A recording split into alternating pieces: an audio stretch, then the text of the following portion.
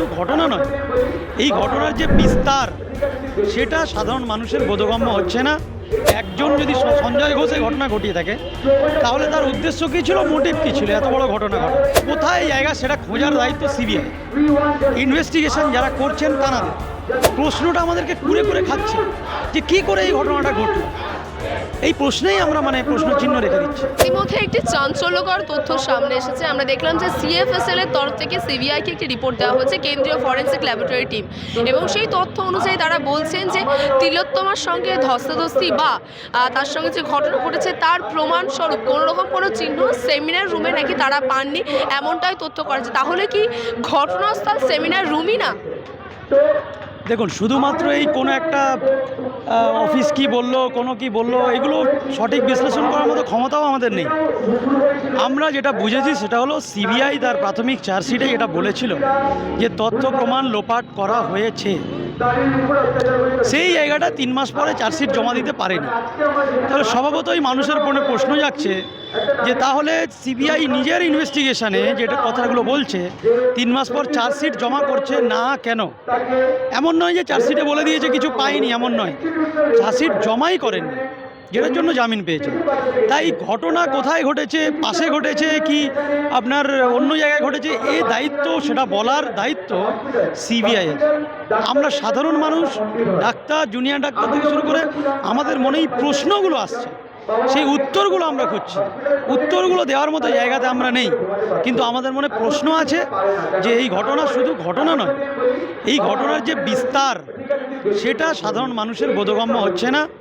তাই সাধারণ মানুষ হতাশার জায়গা থেকে একটা ক্ষোভ তৈরি হচ্ছে। এটা সিবিআইয়ের দায়িত্ব বুঝিয়ে দেওয়া, এবং আমি মনে করি সিবিআই এখনও যেহেতু সুযোগ আছে, তাই অ্যাডিশনাল চার্জশিট বলুন, সাপ্লিমেন্টারি চার্জশিট সঠিক সময় দেওয়ার আগে ভালো করে যাচাই বাছাই করে অন্যায়কারীদেরকে ধরে আনুন, এটা আমরা মনে করি।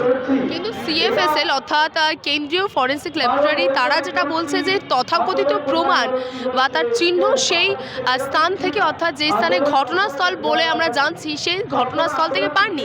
এবং আমরা জানি যে সিএফএসএল তারা পরীক্ষা নিরীক্ষা করেছিল চেস্ট মেডিসিন ওয়ার্ডের 14ই আগস্ট তারা দিল্লি থেকে এসে। তাহলে এই যে যে সময় পিরিয়ডটা 9ই আগস্ট থেকে 14ই আগস্ট, তারপরে এসে তারা বলছে যে সেই স্থানে পায়নি, তাহলে কি এই সময়ের মধ্যে কি কিছু করা হয়েছে সেখানে? হতে পারে। আমি বলছি কি, আমরা এটা ডিরেক্ট কিছু বলতে পারবো না, কারণ আমরা তদন্তকারী অফিসার বা তদন্তকারী সংস্থা নয়। আমরা সাধারণ মানুষ হিসেবে, জুনিয়র ডাক্তার হিসেবে যে প্রশ্নগুলো মনে এসেছে সেই প্রশ্ন নিয়েই আমাদের আন্দোলন।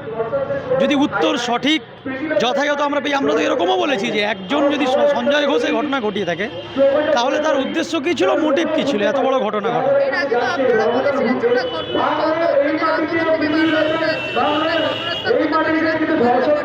না, এটা আমি তো অন্তত এই ব্যাপারে বলতে পারবো না যে ওটা কোথায় ঘটনাস্থল কি, কারণ আমরা ম্যাক্সিমাম যেটা দেখেছি সেমিনার রুমের বাইরে পুলিশ আমাদের আটকে দিয়েছিল। আমি অন্তত পার্সোনালি সেমিনার রুমে ঢোকার সুযোগ পাইনি, কিন্তু যেটা আমার মনে হয় সেটা হলো কোথায় জায়গা সেটা খোঁজার দায়িত্ব সিবিআই।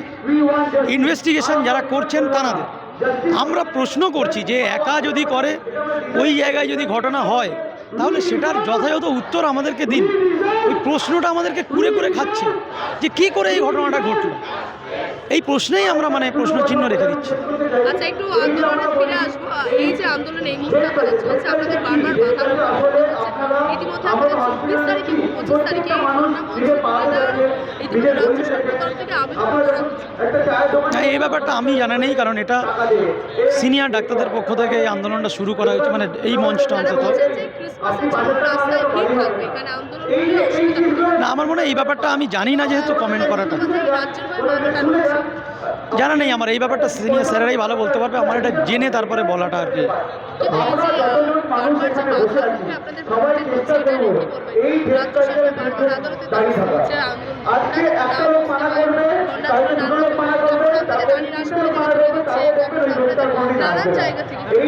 দেখুন, যে কোনো শাসক এখন রাজ্য সরকার নয় বা অন্য কোনো কেন্দ্র সরকার বা ভবিষ্যতে রাজ্য সরকার ভবিষ্যতে কেন্দ্র সরকার বলে নয়, যেটা ভয় পান তারা হলো গণসচেতনতা।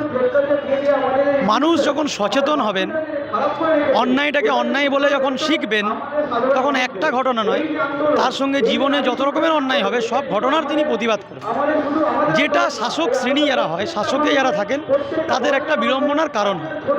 তো এই জায়গা থেকে কোনো মিটিং হোক, মিছিল হোক, কোনো ধর্ণামঞ্চ হোক, এগুলো সব কিছুই একটা গণসচেতনতার একটা রিফ্লেকশন হয়। পলিটিক্যাল অ্যাপলিটিক্যাল এইটা ডিবেট চলতে থাকে, কিন্তু যেটা হয় গণসচেতনতা হয়, মানুষ তার অধিকার সম্পর্কে জানে, ভালো ভালো ব্যক্তিরা এসে কথা বলেন, সেই কথাগুলো শোনে। তো এই সচেতনতার জায়গা তৈরি হয়, যেটা শাসক শ্রেণী ভয় পান। শুধুমাত্র এই বিচারের দাবি নয়, যে কোনো দাবিতে আপনারা দেখবেন যখনই কোনো মিটিং মিছিল হয়, শাসক শ্রেণী একটা ভয়ের জায়গা তৈরি হয়। তো সেটার একটা রিফ্লেকশন হতে পারে বলে আমার মনে হয়। কিন্তু আমার মনে হয় যারা সচেতন মানুষ আছেন, তারা আন্দোলন শুধু একটা জায়গা থেকে নয়, নিজের বাড়ি থেকে, নিজের ঘর থেকে, নিজের মন থেকে তারা আন্দোলন করবেন। তারা বিচার চাই বলে গলা ফাটাবেন, এটা কেউ আটকাতে পারবে না। বাংলা হান্টের আরও খবর দেখতে নজর রাখুন। বাংলা খবর মানেই বাংলা হান্ট।